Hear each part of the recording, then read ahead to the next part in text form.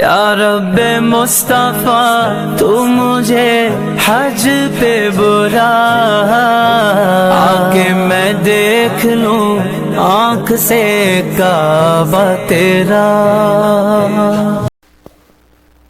السلام علیکم ورحمۃ اللہ وبرکاتہ۔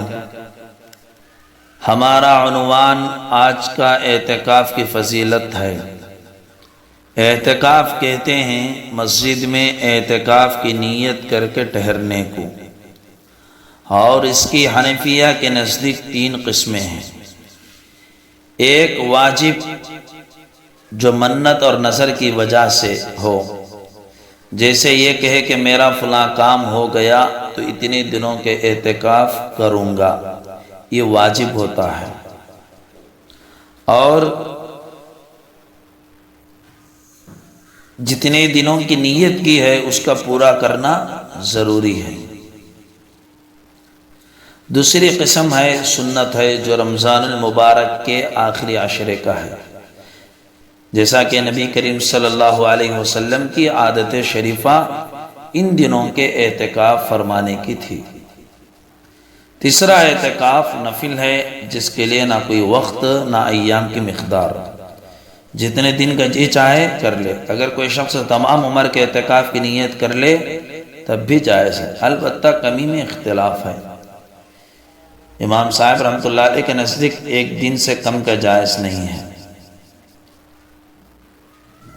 محترم حضرات، اس لیے ہر شخص کے لیے مناسب ہے کہ جب بھی مسجد میں داخل ہو تو اعتکاف کی نیت کر لیا کریں۔ اور اعتکاف کے بارے میں فقہا کا فیصلہ ہے کہ مرد حضرات مسجد ہی میں اعتکاف رہیں۔ گھروں کے اندر صرف خواتین کے لیے اجازت ہے، مردوں کے لیے اعتکاف مسجد ہی میں ہونا ضروری ہے۔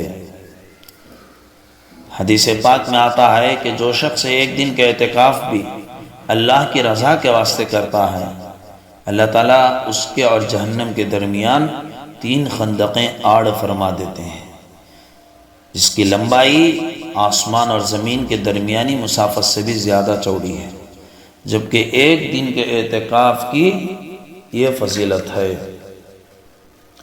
علامہ شعرانی رحمۃ اللہ علیہ نے کشف الغمام نبی کریم صلی اللہ علیہ وسلم کے ارشاد نقل کیا ہے، جو شخص رمضان کے عشرے کا اعتکاف کرتا ہے اس کو 2 حج اور 2 عمروں کا ثواب ملتا ہے، اور جو شخص مسجد جماعت میں مغرب سے عشاء تک کا اعتکاف کر کے نماز اور قرآن کے علاوہ کسی سے بات نہ کرے، اللہ تبارک و تعالیٰ ان کے لیے جنت میں ایک محل بنا دیتے ہیں۔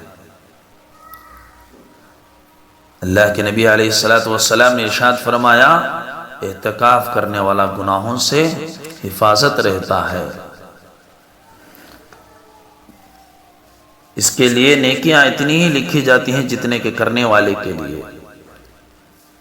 اس نفع اعتکاف کے اس حدیث پاک میں ارشاد فرمائے گئے ہیں، اس کے 2 نفع ہیں۔ ایک یہ کہ اعتکاف کی وجہ سے گناہوں سے حفاظت ہوتی ہے، ورنہ بسا اوقات کوتاہی اور لغزش سے کچھ ایسے اسباب پیدا ہو جاتے ہیں کہ اس میں آدمی گناہ میں مبتلا ہی ہو جاتا ہے، اور ایسے متبرک وقت میں معصیت کا ہو جانا کس قدر ظلم عظیم ہے۔ اعتکاف کی وجہ سے ان سے امن اور حفاظت رہتی ہے۔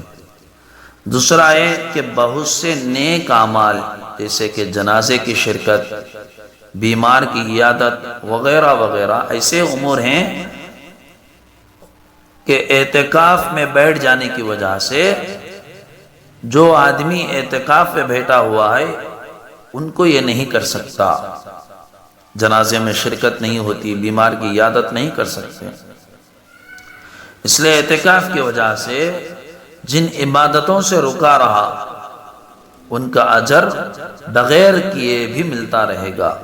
اللہ اکبر، کس قدر رحمت اور فیاضی ہے کہ ایک عبادت آدمی کرے اور 10 عبادتوں کا ثواب مل جائے۔ حقیقت میں اللہ کی رحمت بہانہ ڈھونڈتی ہے۔ اللہ تبارک و تعالیٰ سے دعا فرمائیں کہ اللہ تبارک و تعالیٰ جو باتیں سنے ہیں ہمیں عمل کرنے کی توفیق نصیب فرمائیں، اور مرد حضرات کو مسجد میں اور خواتین کو اپنے گھروں میں ہی اعتکاف بیٹھنے کی اللہ ہم سب کو اس ماہ رمضان المبارک کے مہینے میں سعادت نصیب فرمائے۔ یہ دن میں کر لی تو بس